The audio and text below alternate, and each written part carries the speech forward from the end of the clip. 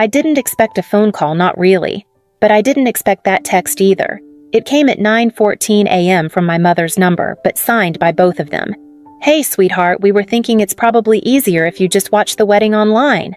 With all the guests and seating in Blake's family, it might get complicated. No offense. Hope that's okay." I read it twice. Then again. It wasn't a fight. It wasn't a blow-up. It was a shrug. I stared at the message while my tea sat untouched. Cold now. On my laptop, an invoice for $14, $750 still blinked open. Floral deposit. In my name. For the venue I booked. For the wedding I wasn't welcome at, not really. My name is Erin Caldwell. I'm 37. I live in Austin, Texas. I work in strategy at a renewable energy startup. I don't cry easily, not anymore. And my sister Haley, she's getting married next Saturday, just outside Dallas. To Blake, the man my parents practically adore. I helped plan it. I paid for most of it. Quietly, efficiently, because that's what I do. But apparently, I don't belong. I didn't reply. I just stared at the line that hurt more than it should have. Hope that's okay. They didn't say, "Don't come." They said you were never really supposed to. It's not like I was ever the favorite. But for a long time, I thought being the reliable one meant something. When Haley failed out of her first semester at Tulane, I helped her reapply to a smaller college near home. I paid her application fees, drove her to interviews. When Dad's consulting work dried up in 2016 and they almost lost the lake house, I dipped into my savings, the one I was putting away for a home, and wired them $18,000 with no questions asked. When Mom had her hip surgery, I flew back and stayed 10 days canceling meetings, grocery shopping, handling meds, even scrubbing the bathroom. Haley posted a throwback selfie that week with the caption, "Forever my parents rock." She got 430 likes. I got tendinitis. I don't need applause. Never did. But somewhere along the way, I began to realize when I held things together, they assumed it was just the weather. No one remembers the person who patches the roof. They just complain when the floor gets wet again. The wedding was just more of the same. Haley wanted a Pinterest-perfect barn venue outside of Dallas, the kind with Edison Light's live cello and a curated grazing table. It was out of budget. Blake's parents said they'd contribute a symbolic amount. My parents were between situations, so I booked it under my name and told Haley not to stress. She didn't, not once. The more I handled, the more they vanished me. At first, it was little things. I wasn't added to the bridal group chat. I was told to wear whatever you want. You always look good in navy. I offered to help with the seating chart. Haley said, "You're not great with dynamics. It's just better if Blake and I handle it with Mom." Dynamics. I almost laughed. I've led M&A negotiations across 3 continents. The planner called me once to confirm a change in lighting design. I said I didn't know. She sounded confused.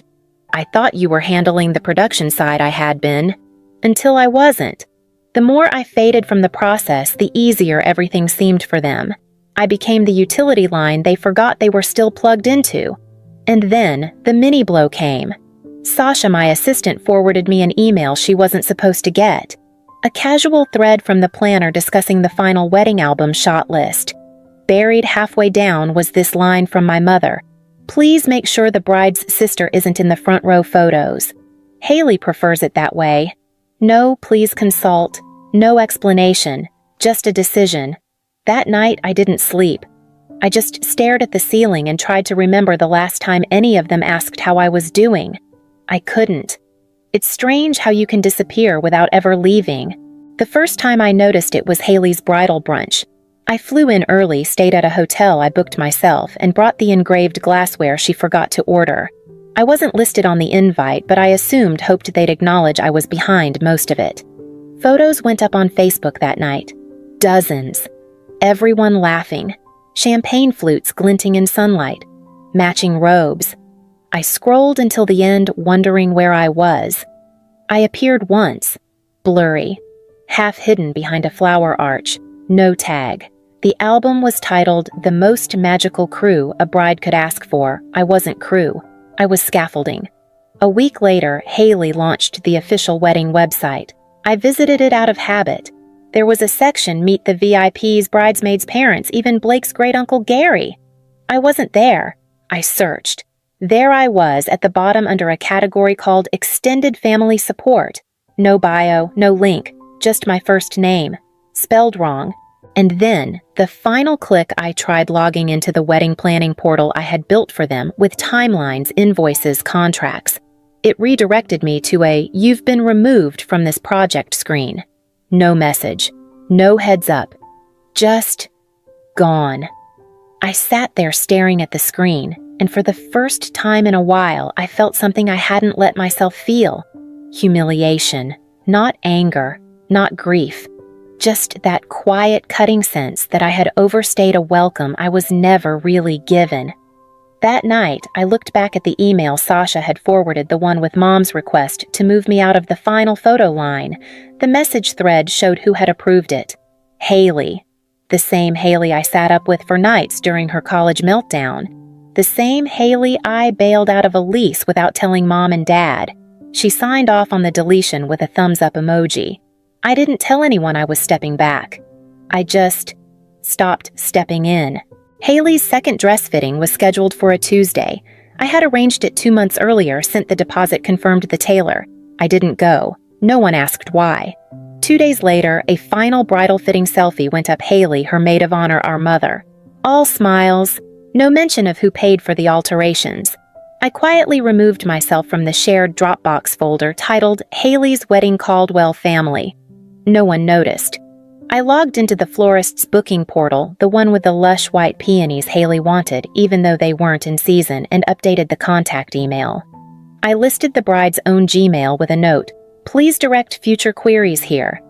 I sat in my kitchen late that night, the lights off except for the laptop screen. The same invoice page still blinked unpaid. That's when I started collecting receipts. Not just financial ones. All of them. Screenshots, threads, notes from vendors thanking me for fast replies. The version history of the wedding website where I saw how my name had once been in the planning team section before someone quietly deleted that line. There was no statement, no fight, no "I'm done." I just let go of the rope and watched if anyone noticed it fall.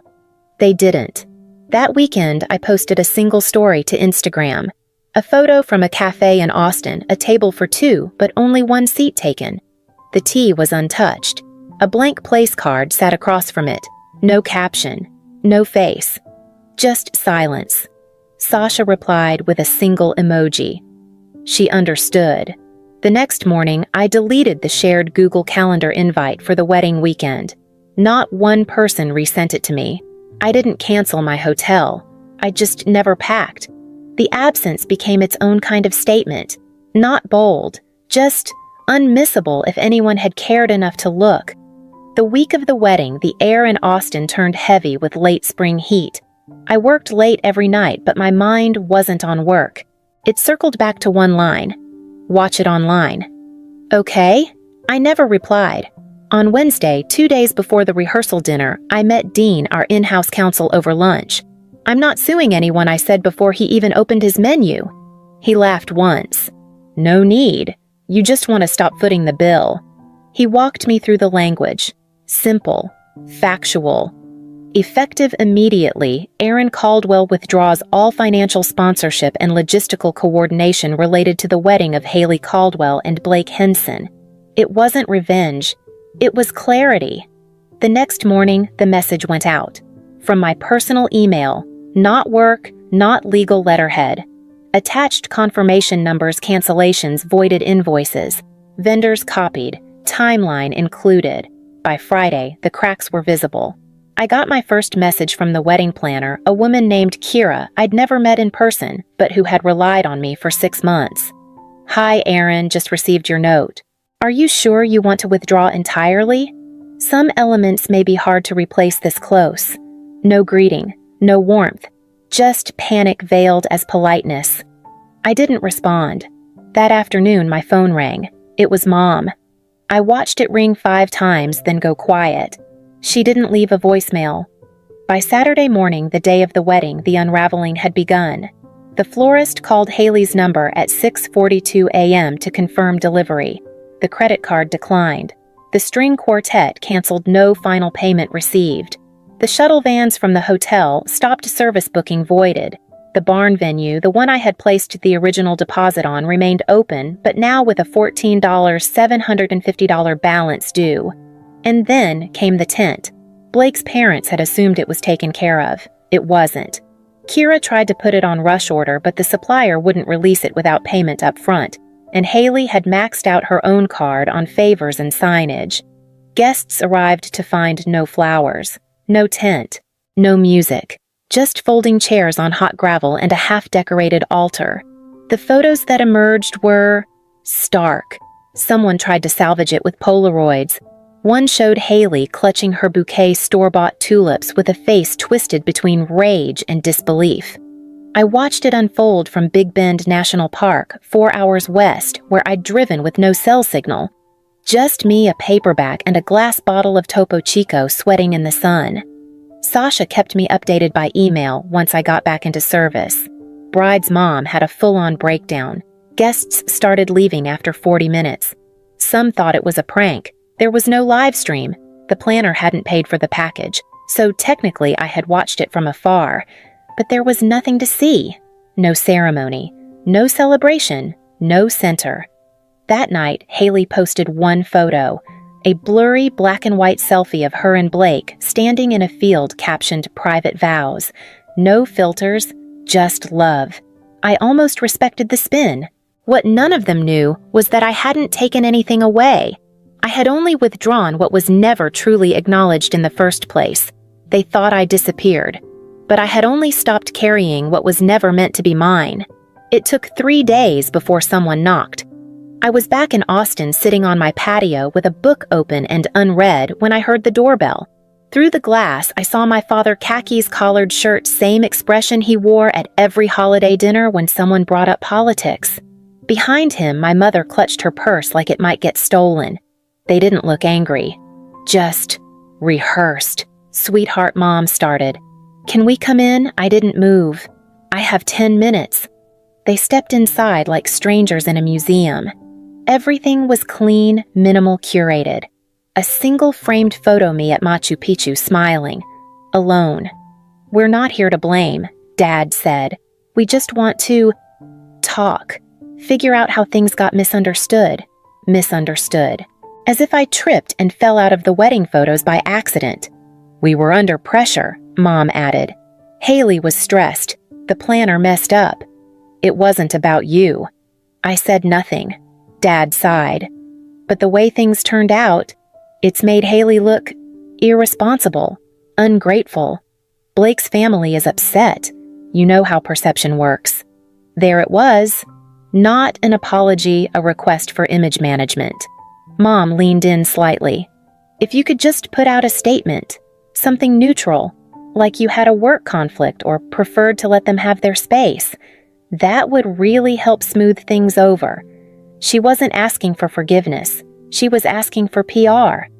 I turned toward the hallway as Sasha stepped out holding a folder. She paused, then walked past them, laying it on the side table with a nod to me. She didn't say a word. My mother blinked. That's your assistant? I nodded. One of them. Silence. And then the twist I hadn't expected. A text later that night from Aunt Lily, the one who always stood up for me at family events, the one who once whispered, "You don't deserve the way they treat you." Her message read, "Maybe don't drag this out, Aaron. It's already messy. We all need to move on, not we owe you an apology. Not how are you. Just let it die quietly. Even the ones who saw it happen would rather bury it than acknowledge the rot. When even the ones who once defended you ask for silence. What exactly were they defending to begin with?" I didn't respond to Aunt Lily. I didn't send a statement. I didn't post a clarification. I didn't show up to the post-wedding brunch Haley invited me to 3 days late, a last-minute message that read, "We missed you. Let's just catch up, okay? No drama. No drama." Like everything hadn't unraveled in front of 80 guests and a shuttered catering tent. The truth was, I wasn't angry anymore. Anger implies you still want something from them, an explanation, an apology, maybe even love. I didn't. What I wanted was space wide enough that they could no longer pretend I was part of their story. At work, Sasha updated my calendar. We removed the placeholder events titled Haley Wedding Tasks. She didn't ask why, she just renamed the folder Closed, Not Forgotten. That Friday, Mom sent one final email. Just checking in. Your father and I are still your parents, Aaron. We love you. Please don't let this divide us forever. I sat with that line for a while. I thought about everything I'd funded Carried organized. I thought about that RSVP list, about the planner email, about Blake's toast where he thanked everyone who made this day possible and never once mentioned me. Then I typed one sentence I was always there. You just built a life that worked better when I wasn't. I didn't sign it with love. I didn't press send. I printed it, folded it, slipped it into an envelope, and left it on the hallway table next to the untouched invitation for Haley's postponed celebration dinner. I never opened that envelope again. A week later, I walked into the small UPS store near South Congress with a single padded envelope in my hand. Inside a thumb drive labeled in my handwriting, Expenses, Caldwell Wedding. Final. Also inside the printed letter I never sent. The one that said I was always there. You just built a life that worked better when I wasn't. I didn't leave a return address. I paid in cash. And I walked out without looking back. That evening, I cleaned out my apartment not of things, but of shadows. I deleted the family shared album on my cloud drive, unfollowed Haley, muted Mom, archived the folder with venue notes and invoice breakdowns. I brewed a cup of Darjeeling and set it on the kitchen table across from an empty chair. Then I took the last wedding photo I'd ever saved, the blurry one, where I stood behind the flower arch, and slid it out of its frame. I replaced it with a new one. Me alone in Big Bend. No filter, no caption. Just sun sweat and silence. I left the old photo on the table, face down. The next morning, I found a message in my inbox. It was from the planner. Short, no greeting. Received the final documents. Understood. Understood. Not thank you. Not we're sorry. That was fine. I didn't need closure from people who had never left a door open. That Sunday, I visited a local antique market. I wasn't looking for anything, but I saw a wooden place card holder carved worn. It had space for 2 names. I bought it, took it home, slid in a single piece of paper. It read, Reserved, Not Forgotten. I placed it across the table in front of the empty chair, and I didn't speak. They asked me to watch the wedding from a distance, so I did, and from there, I watched them fall. If you've ever been quietly erased from a story you helped build, just leave one word they never gave you.